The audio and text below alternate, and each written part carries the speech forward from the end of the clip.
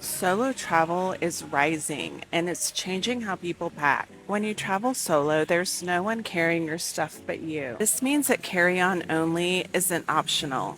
Hi, I'm Josie. I've been packing carry-on only for over 25 years, and these are some of the travel trends I'm seeing heading into 2026. The shifts I see going into 2026 is a continued rise of solo travel, especially among women. So more and more people, especially women, are choosing to travel solo. So they're doing this for the flexibility and the ability to travel at their own pace, and also for the confidence and the empowerment that comes with solo travel. You make your own schedule and you change your plans when you want, and the freedom is kind of the point of solo travel. But as anyone who knows who's traveled solo, when you're traveling alone, you handle everything: planes, trains, transit, stairs, hotels, you name it. You are in charge of it all and you have your luggage with you. And the thing with solo travel is that there's not going to be anyone else to watch your luggage or to help you wrestle with your luggage if you need it. That's why solo travel changes the way you have to pack. That's why I think carry on travel is a non negotiable for solo travelers. Checked bags just add stress and they totally weigh you down. Carry on luggage or even a backpack is what keeps a solo traveler super agile, and it just makes it so much easier to navigate planes, all the train travel that you might be doing, getting on public transit.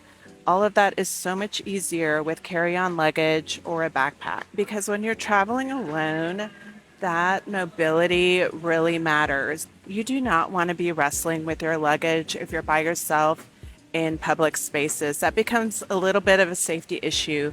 You really do have to be aware of your surroundings at all times, which is not to say that things aren't safe, but not being distracted by your luggage is something that's totally within your control. The destination of a solo traveler really matters as well.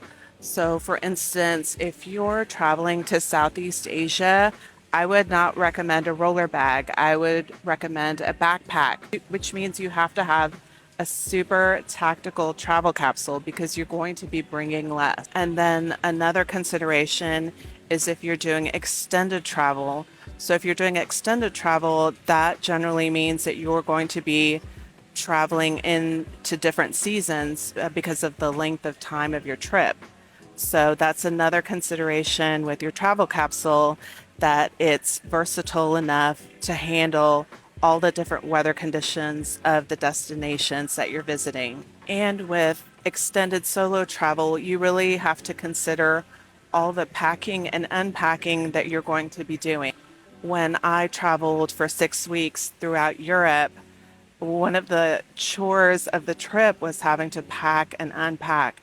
There's no understating how much of a chore that is, especially when you're tired and you know that you need to pack because you have to get on an early morning train or early morning flight the next day. So the less you have to keep track of, the less you pack, the easier that necessary traveling chore becomes. Smart Travel Capsule is going to be a solo traveler's best friend. With people making the choice to travel solo, they're also making a choice to pack lighter and be more intentional about what they're packing and be more intentional about the experiences of solo travel. Let me know, are you seeing a rise in solo travel?